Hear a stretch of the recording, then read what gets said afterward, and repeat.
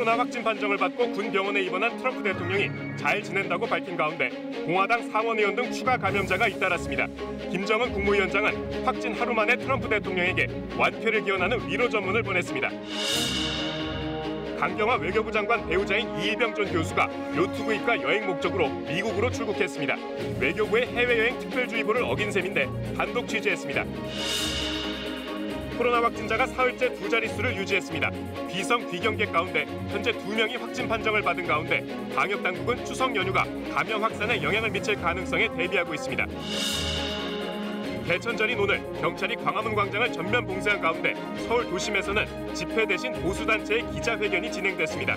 소규모 차량 시위대는 조국 전 장관과 추미애 장관 집 주변을 돌며 항의했습니다.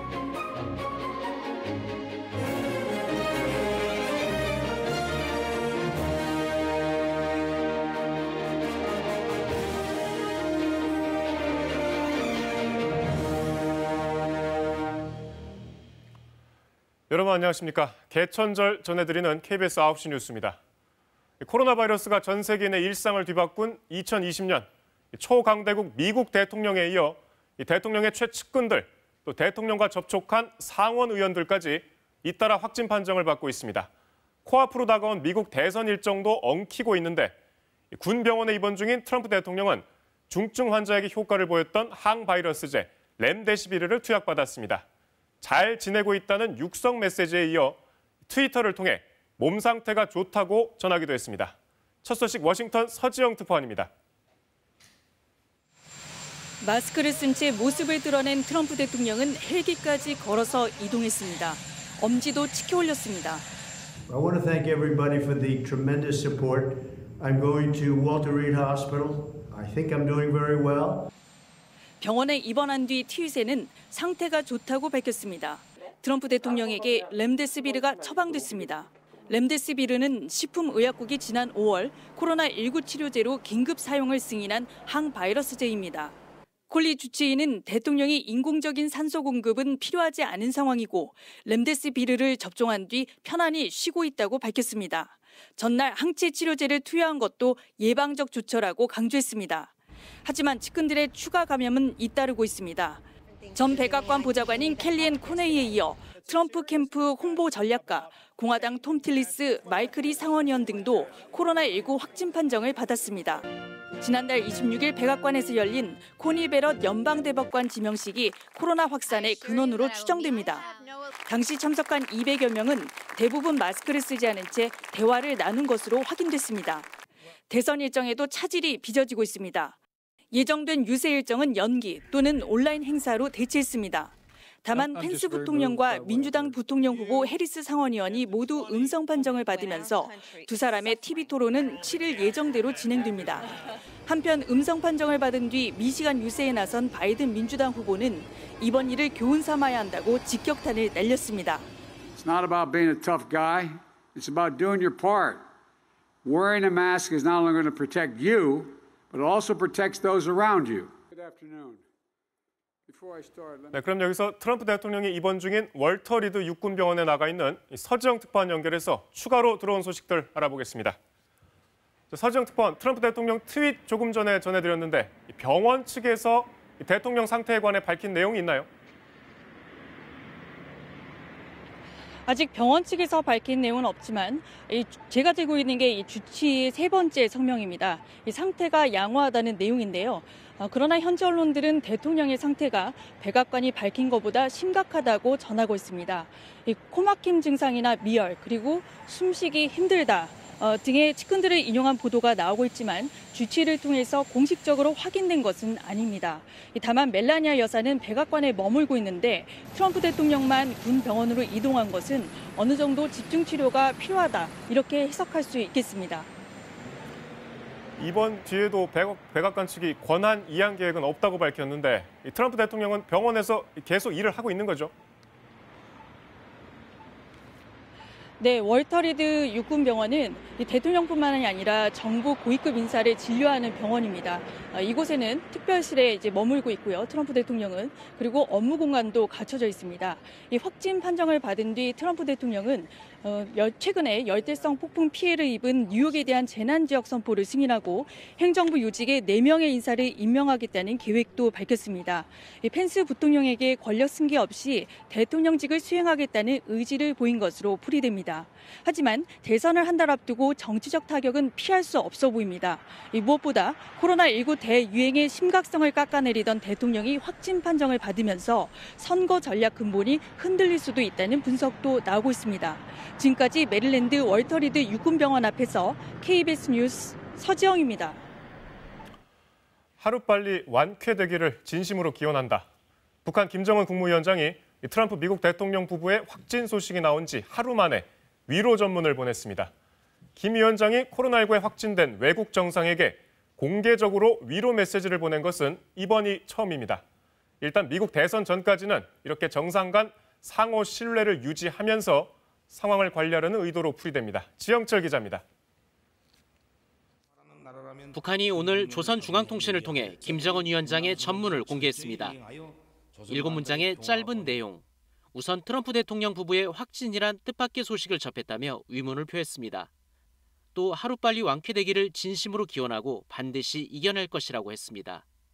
당신과 영부인께 따뜻한 인사를 보낸다고 끝맺었습니다. 트럼프 대통령의 코로나19 확진 하루 만에 전문을 보내고 이를 공개해 우호를 과시한 것입니다. 북미 관계와 개인전 친분을 분리 대응하는 김 위원장의 외교 스타일을 보여주고 있고 또 당장 북미 관계 개선은 어렵지만 개인적인 존중과 신뢰 관계 유지하면서 상황 변화에 대응하려는 전략적 태도로 읽혀집니다. 앞서 김 위원장은 지난달 초 문재인 대통령의 친서에 대해 나흘 만에 답장을 보냈고 우리 공무원 피살 사건에 대해서도 통지문을 통해 직접 사과했습니다. 친서나 통지문, 위문 등으로 상황을 관리하고 있다는 분석입니다. 먼저 공개를 했다는 것은 재선에 대한 암묵적인 강력한 지지뿐만 아니고 혹시 재선이 된다면은 급진적인 양국 관계의 발전, 기대하는 그런 메시지도 동시에 담겨 있지 않을까 이런 생각이 들어요. 북한은 일주일 뒤 당 창건 75주년 기념 열병식을 대대적으로 열 것으로 보입니다.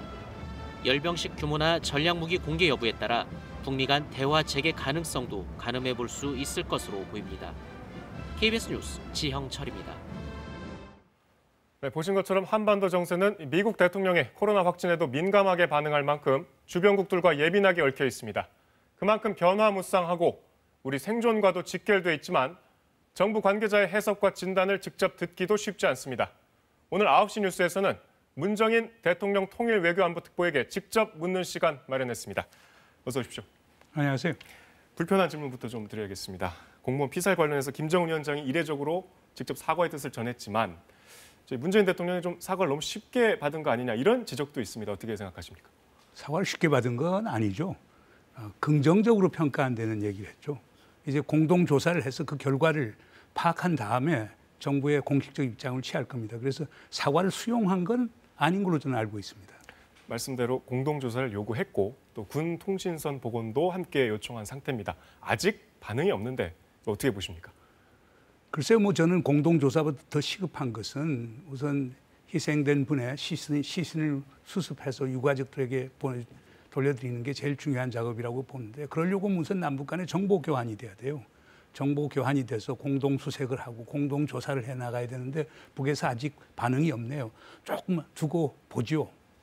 이게 여러 정황들이 이제 밝혀지곤 있지만 여전히 이게 표류 중인 공무원을 총격을 가해서 사살한 것 정확한 이유는 아직 밝혀지지 않고 있고 여기에 더해서 이제 우리 공동조사 요청을 받아들일지에 대해서도 말씀하셨지만 여전히 의문입니다. 이거 받아들일 것으로 가능성은 어떻게 보십니까? 저는 받아들여야 된다고 봅니다. 왜냐하면 사실상 2018년 김정은 위원장은 여러 차례의 정상회담을 통해서 국제적 명성을 많이 쌓았습니다.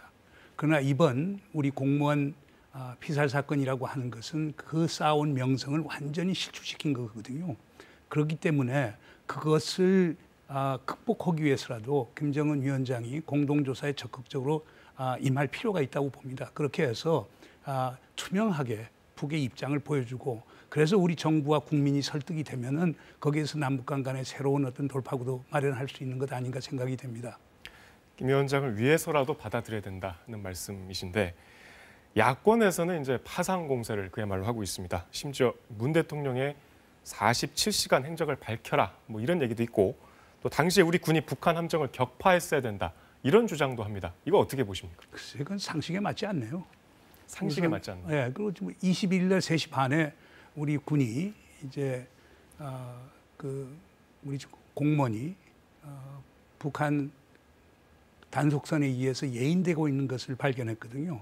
그러면 3시 반부터 9시 40분 한 6시간 정도 사이에서 결국에 이제 일이 벌어졌던 건데 그 사이에 모든 정황으로 봐서 북이 예인하고 있었기 때문에 구조하는 걸로 봤고 그리고 저간의 상황이 돼서 북에서 그 공무원을 뭐 귀순한다라고 하면 귀순으로 받아들든지 아니면은 우리에게 되돌려주는 이런 인식을 하고 있었거든요. 그 서욱 국방장관도 그렇게 얘기를 했고 그런 상황이 있었기 때문에 여기에서 정부가 그렇게 큰 액션을 행동을 취할 수 있을 거라고 보아지지는 않고요. 그 후에 그럼 이제 소위 사망 후에 정부가 한 게 뭐였냐? 정부는 계속 행동을 했죠.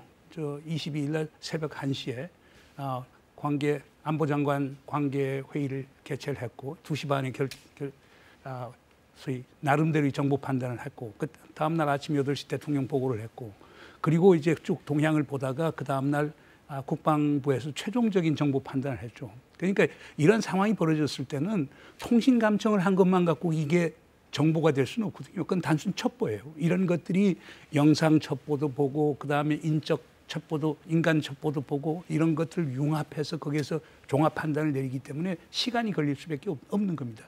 그러다 이제 25일 금요일 날 북에서 사과 통지문이 내려왔단 말입니다. 그거에 대한 대응을 한 거기 때문에 저는 여기서 잃어버린 시간이 있었다고 보지는 않고요. 예, 제한된 상황에서 정부도 최선의 대응을 했다는 말씀이셨고요. 이 직전에 피살 사건 직전에 종전 선언 제안을 했습니다. 유엔 총회 연설에서 이 제안이 아직도 유효한 걸로 봐야 될까요? 네, 저는 아직도 유효하다고 봅니다. 오히려 이번 사건을 계기로 해서 종전 선언 채택의 중요성이 더 저는 강조돼야 된다고 봅니다. 종전 선언을 채택하고 비핵화를 추동하고 한반도의 평화 체제를 가져온 것은 누구도 거슬릴 수 없는 어떤 시대의 순리라고 보기 때문에 저는 종전 선언은 계속 추진해 나가야 된다고 봅니다.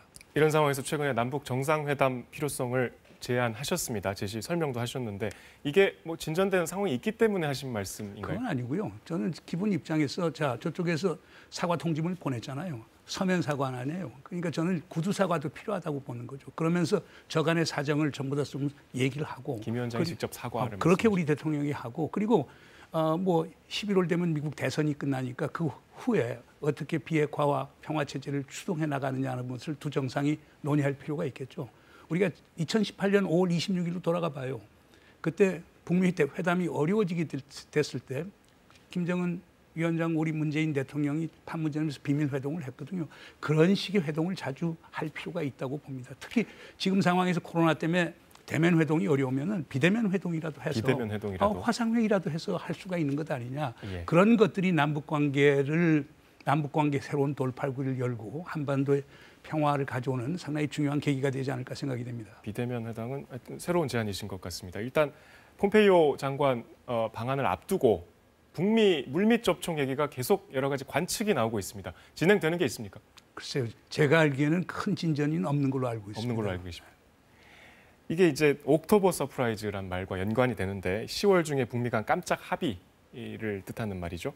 이게 트럼프 대통령 최근 확진 판정 때문에 좀 쉽지 않다 이런 얘기도 나오는데 가능성이 있는 얘기입니까? 지금 10월인데. 원래 그 옥토버 서프라이즈 발언지가 그 미국 국익연구소의 해리 카지아니스 연구원에서 나온 건데요. 그 당시 이제 백악관에 있는 고위 관리들이 11월 대선 전에 북미 정상회담을 해서 북한을 미국 편으로 끌어들이는 게 상당히 중요하지 않느냐 하는 얘기들이 나와서 그 카지아니스 연구원이 그것을 어디 칼럼으로 썼고 그러면서 이제 옥토버 서프라이즈가 나왔는데 그때부터도 그렇게 현실성은 높지 않았다고 저는 봅니다. 그런데 옥토버 서프라이즈란 말 자체를 그렇게 저는 그렇게 봅니다. 왜냐하면 11월 대선을 두고 10월 달에 서프라이즈가 온다고 해서 큰 대선 결과에 영향을 줄 거라고 보지도 않을 거고요. 우선 그런 걸 하려고 하면 북이 요구하는 조건을 미국이 이행할 수 있어야 되는데 그 짧은 시간에 할 수가 없잖아요. 그렇기 때문에 제가 볼 때는 그게 좋은 화제거리는 됐지만은 실행 가능성은 상당히 적게 된 상황에서 지금 트럼프 대통령께서 지금 그 확진자가 됐기 때문에 그게 지금 옥토버 서프라이즈가 돼버린 거죠. 시간이 없으니까 하나만 더 여쭤보겠습니다. 지금 미국 대선이 얼마 안 남았는데 어느 쪽 응원하고 계십니까? 저는 그 중립적 입장이죠. 뭐. 근데 저는 누가 대통령이 되더라도 트럼프 대통령이 재선되거나 조 바이든 부통령이 당선이 된다고 하더라도 큰 차이는 없다고 봅니다. 왜냐하면 미국이 북한 문제 해결하는데 우리하고 협의하지 않을 수가 없거든요. 그러니까 우리가 아주 그 명민한 외교를 펴면은 얼마든지 누가 대통령이 된다고 하더라도 슬기롭게 풀어나갈 수 있다고 봅니다. 특보님 오늘 귀한 시간 내주셔서 감사합니다. 고맙습니다. 네, 감사합니다. 네, 다음 소식입니다. 전 세계적으로 코로나19 확산세가 계속되는 가운데 강경화 외교부 장관의 배우자인 이일병 전 교수가 오늘 미국으로 출국했습니다. 그런데 이 출국 목적, 요트 구입과 해외여행입니다. 외교부는 코로나19 확산을 막기 위해 3월부터 특별 여행 주의보를 내린 상황인데 이 외교부 장관의 배우자가 여행을 위해 미국행 비행기를 탔습니다. 최영윤 기자의 단독 보도입니다. 황금 연휴 기간에도 코로나19로 인해 여행객을 거의 볼 수 없는 인천공항 출국장. 백발의 남성이 짐이 가득 실린 카트를 밀며 나타납니다. 수속을 밟고 미국행 비행기 탑승권을 받아든 남성. 강경화 외교부 장관의 배우자인 이일병 전 연세대 교수입니다. 행선지와 여행 목적을 물었습니다. 미국 가시는 것 같던데 네네. 혹시 여행 목적이 뭔지 좀 여쭐 수 있을까요? 방송에 저 안 맞는지 모르겠지만 그냥 여행 가는 건데. 자유여행. 자유여행이요? 네. 혹시 뭐 코로나 이런 거 걱정 안 되세요? 걱정되죠. 그러니까 마스크 많이 갖고 가죠. 출국 전 이 씨는 자신의 블로그에 이번 여행의 목적을 밝혔습니다. 요트 구입과 항해 여행이라고 적었습니다. 블로그에서 직접 언급한 구입 예정 요트입니다. 51피트, 약 15m 길이로 객실 3개를 갖춰 장거리 항해가 가능합니다. 수년 전 25만 9천 달러, 3억 원의 매물로 나온 적이 있습니다. 이 씨는 블로그에 이 요트를 구입해 카리브해까지 항해할 계획이 있다고 적기도 했습니다. 지금 막 해외여행 하지 말라고 네. 정부에서 주의보도 내리고 그런 상태인데 네. 코로나가 하루 이틀에 없어질 게 아니잖아요. 네. 그러면 맨날 집에서 그냥 지키고만 있을 수는 없으니까. 강경화 장관은 지난 3월 재산 공개 때 배우자 이 씨 명의로 된 2,500여만 원 상당의 요트 한 척을 신고한 바 있습니다. KBS 뉴스 최영윤입니다. 네, 전해드린 것처럼 외교부는 지난 3월부터 전 국민에게 해외여행 연기나 취소를 요청해오고 있습니다. 외교부가 내린 이 특별여행주의보를 외교부 장관의 배우자가 따르지 않은 상황. 심지어 미국 도착 후 자가격리를 적극적으로 지키지 않을 수 있다는 의사도 내비쳤다는데 외교부는 어떤 입장을 내놓을까요? 이어서 강푸른 기자입니다. 지난 7월 해외로 출국한 내국인은 6만 5천여 명. 지난해 같은 달보다 무려 97.5% 줄었습니다. 코로나19로 각국이 문을 걸어 잠갔고 우리 정부도 특별 여행주의보를 발령하고 해외여행 취소나 연기를 적극적으로 요청해왔기 때문입니다. 귀국 지원을 포함한 영사 조력을 지속 제공하면서 특별여행주의보를 추가 연장하는 방안 등도 필요에 따라 검토해 나가겠습니다. 하지만 외교장관의 배우자인 이 씨는 정부의 권고를 따르지 않았습니다. 미국 도착 후 자가격리도 적극적으로 지키지 않을 수 있다는 의사도 내비쳤습니다. 특히 외국에서 가는 사람은 괜찮고 자기는 확진자 많이 나온 주에서 온 사람들은 자가격리 하라고 그러는데 그것도 어디 가서 어떻게 있겠다 그 정도 얘기하고 자발적인 자가격리더라고요. 이 씨의 목적지인 미국 뉴욕주는 최근 한국 등에서 출발한 여행자에 대해 자가격리 14일을 의무화한 상태. 하지만 이 씨가 블로그에 밝힌 동선처럼 인근 뉴저지주 공항으로 입국하면 의무격리를 피할 수 있습니다. 한편 강 장관의 입장을 묻는 KBS 질문에 외교부는 아무 입장을 내지 않기로 했다고 밝혔습니다. KBS 뉴스 강푸른입니다. 이번엔 코로나19 확진 현황 정리해 보겠습니다. 오늘 신규 확진자는 75명, 이 가운데 국내 발생이 52명입니다.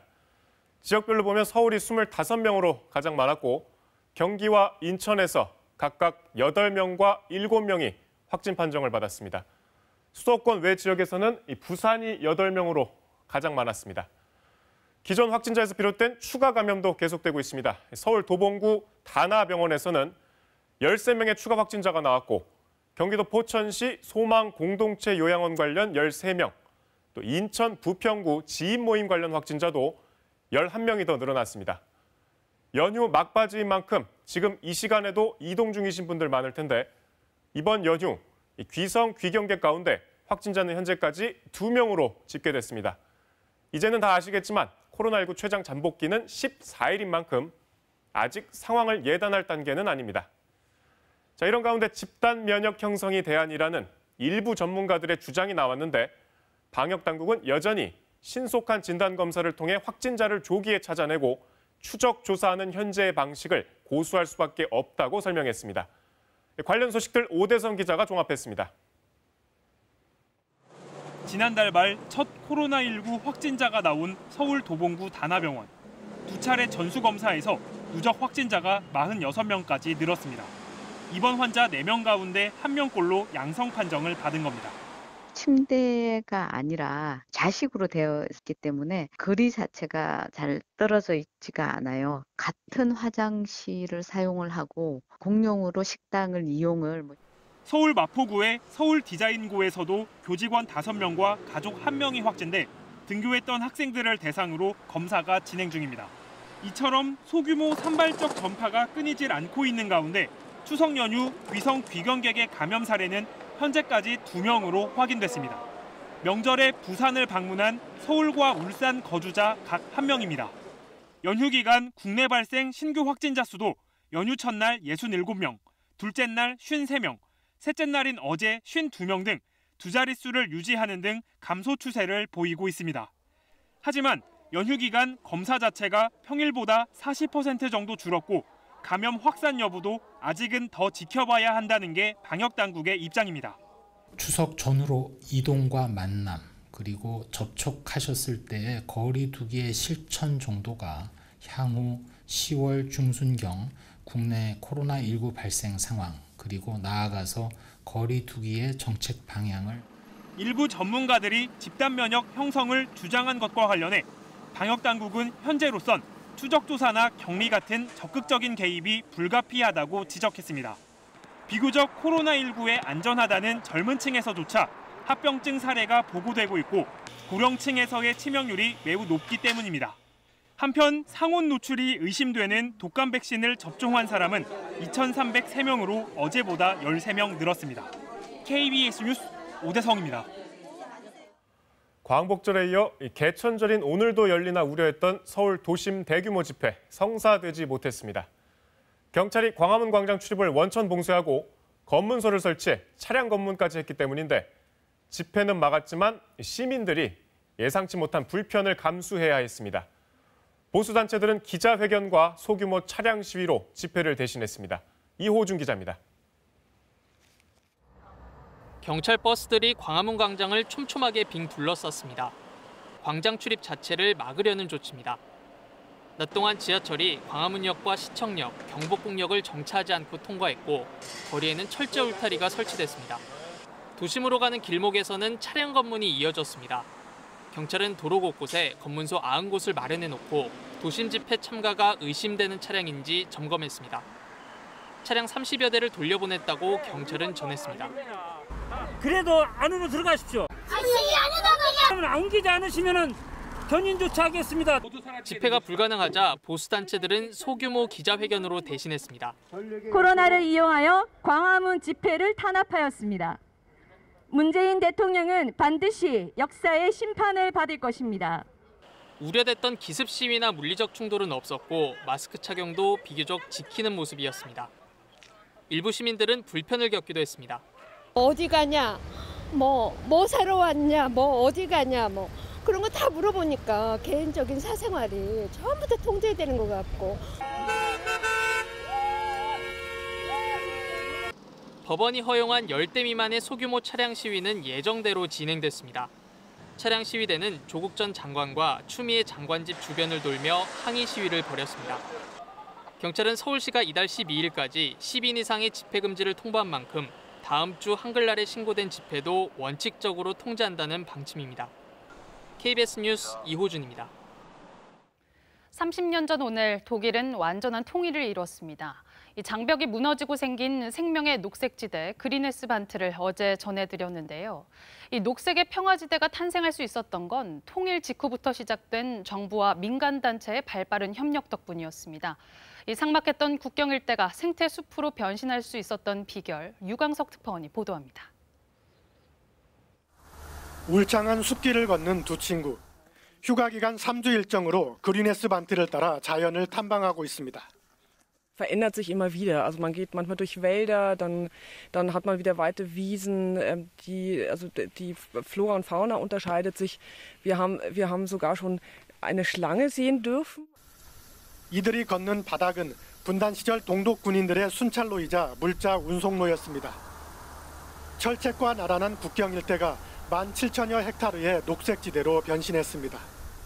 전체 구역의 84%가 보호구역으로 지정되면서 동식물 5,000여 종이 서식하게 됐는데 그중 1,200여 종은 멸종 위기의 희귀종입니다. 철조망과 지뢰로 상징되던 지역이 이렇게 생태숲으로 거듭난 건 저절로 된 게 아닙니다. 40여 년간 경계지역 생태계를 연구해온 프로벨 교수. 각 분야 학자와 독일 환경보존협회, 연방정부는 통일 직후부터 경계지역 내 생물종에 대한 체계적인 조사를 시작했습니다. Sehr gut vorbereitet, als 1989 endlich diese unmenschliche Grenze gefallen ist und konnten dann aber gleich beginnen mit der Vision, erhaltet diese Schatzkammer. 독일 정부는 800억 원의 예산을 투입했습니다. 환경 친화적인 체험 프로그램을 만들고 농경지로 개발하고 싶어하는 주민들의 협조를 구하는 일에도 힘썼습니다. Mancher Landwirt wollte gerne bis hier ranackern und die Grenze vergessen. Also es waren schon viele demokratische Bemühungen nötig. 한반도 비무장지대도 보존 대책을 지금부터 준비해야 한다고 조언합니다. 유럽뿐 아니라 세계에서 가장 특색 있는 생태 지역으로 재탄생한 그린에스반트. 독일 정부와 민간협회는 이제 그린에스반트를 유럽의 다른 녹색지대와 묶어 유네스코 자연문화유산으로 등재하기 위해 노력하고 있습니다. KBS 뉴스 유광석입니다. 태양광 발전 시설 몇 년 사이 참 많이 늘었죠. 친환경 에너지를 생산할 수 있다는 장점이 있지만 산림을 훼손한다는 우려도 제기되고 있습니다. 때문에 환경부가 2년 전 산사태 위험 지역 등에 태양광 발전 시설을 짓지 말라는 지침을 만들었는데 과연 잘 지켜지고 있을까요? 박민철 기자가 현장 점검했습니다. 집중 호우가 이어지던 지난 8월, 충북 충주에 있는 한 태양광 발전 시설 일부가 토사에 밀려 떨어져 나갔습니다. 이 일대는 산림청이 지정한 산사태 위험 1등급 지역이었습니다. 환경부는 이런 산사태 위험 1, 2등급 지역과 환경보호지역, 생태적으로 민감한 지역 등에는 태양광 발전 시설을 짓지 말라는 지침을 2018년 7월 만들었습니다. 산지에 설치된 태양광 시설 면적이 2015년부터 2018년까지 가파르게 늘자 환경에 끼치는 부정적 영향을 최소화하기 위해 회피 지역을 10가지로 분류한 겁니다. 지침은 잘 지켜지고 있을까? 경기도 안성시의 한 산지입니다. 환경부 지침상 태양광 시설이 들어서면 안 되는 산사태 위험 1, 2등급 지역인데 발전 시설이 갖춰져 있습니다. 시설 주변에선 땅이 파이고 토사가 흘러내린 흔적이 여러 군데 포착됩니다. 분명히 위험 요소가 있었기 때문에 위험 산사태 1, 2등급으로 지정을 했을 거 아니에요? 수로에 대한 물 흑막이라든지 미리 대비책을 수립을 안 했는 거죠. 전북 지역의 또 다른 태양광 발전 시설. 여기 발전 시설은 올해 8월부터 가동됐습니다. 그런데 이 지역은 유물이 흩어져 있는 지역, 즉 유물 산포지로 분류된 곳입니다. 문화재 보호구역에 태양광 시설을 짓지 말라는 환경부 지침을 어긴 겁니다. 관할 자치단체는 환경부로부터 지침 내용을 공유받지 못했다며 행정착오를 인정했습니다. 면허부처가 해당되는 사업 같은 경우는 누락되는 거 많아요. 전산망에 딱 써보면 좋은데 이게 안 되니까 일일이 확인을 해야 되는 이런 거는 상황이고. 전북과 경기, 강원도에서 이주원 의원실에 제출한 자료를 분석한 결과 환경부 지침을 어긴 경우는 최소 49건인 것으로 집계됐습니다. 환경부는 지침이 내부용이기 때문에 지자체가 회피 지역에 태양광 시설 허가를 내주더라도 막을 권한이 없다는 입장입니다. 정부와 지자체의 엇박자로 태양광 시설이 난립하면서 환경 훼손은 물론 사회 갈등을 낳고 있습니다. 대책이 시급합니다. 산지 태양광 시설이 상당수 있는 전남과 경남, 충남은 자료 제출 요구에 응하지 않았습니다. KBS 뉴스 박민철입니다. 주말엔 문화 시간입니다. 이 세계를 사로잡은 K-뷰티는 이른바 꾸안꾸라고 하죠. 꾸민 듯 안 꾸민 듯한 자연스러움이 특징인데요. 이런 화장법은 300년 전 조선시대 여성들 사이에서도 인기였다고 합니다. 돌고 도는 유행, 이제는 조선시대 전통에 현대를 더한 화장품이 탄생한다는데요. 뿌리 깊은 K-뷰티의 역사를 안다영 기자가 소개합니다. 뽀얗고 깨끗한 피부에 가느다란 눈썹, 옅은 선홍빛이 도는 입술, 어디에도 지나침이 없습니다. 조선시대 여인들의 보편적인 화장법입니다. 무엇보다 세안과 피부 정돈을 중시했는데 동의보감에는 녹두로 세안수를 만들어 씻으면 얼굴이 옥처럼 맑아진다는 처방이 나와 있습니다. 또 조선 여성들의 생활 지침서인 규합총서에는 달걀을 술에 담갔다가 바르면 얼굴이 트지 않고 윤기가 난다고 소개했습니다. 조선시대에도 꾸민 듯 안 꾸민 듯 인위적이지 않은 자연스러운 화장법이 이미 유행을 했었고요. 평상시에도 우리 여인들은 맑고 깨끗한 피부를 유지하는 데 굉장히 신경을 쌀가루로 분을 만들어 바르되 자신의 피부색에 가깝게 표현했고 입술과 볼 화장은 홍화나 고추를, 눈썹은 먹을 이용해 단아하게 꾸몄습니다. 중국 같은 경우는 굉장히 다양한 색채, 화려한 색감으로 과감한 화장법이 좀 유행을 했었거든요. 일본 같은 경우에는 색조가 대비가 되는 그런 화장법이 좀 특징입니다. 수수한 화장을 한 건 조선 왕실도 마찬가지였습니다. 영조의 딸 화여봉주의 묘에서 출토된 화장 용기에서 개미를 식초에 담근 액체와 꿀 찌꺼기 등이 나왔는데 대부분이 피부를 위한 기초 화장품 성분으로 파악됐습니다. 이런 천연 재료와 전통 화장 용기를 활용해 현대식 화장품으로 재현하는 작업이 한창입니다. 동백류라든가 히마자유와 같은 천연 기름들도 사용된 것들을 확인하게 됐습니다. 전통 방법대로 저희가 만들어서 재현했고요. K-뷰티의 뿌리 깊은 전통을 현대적으로 되살린 화장품은 올해 말 정식 제품으로 선보일 예정입니다. KBS 뉴스 안다영입니다.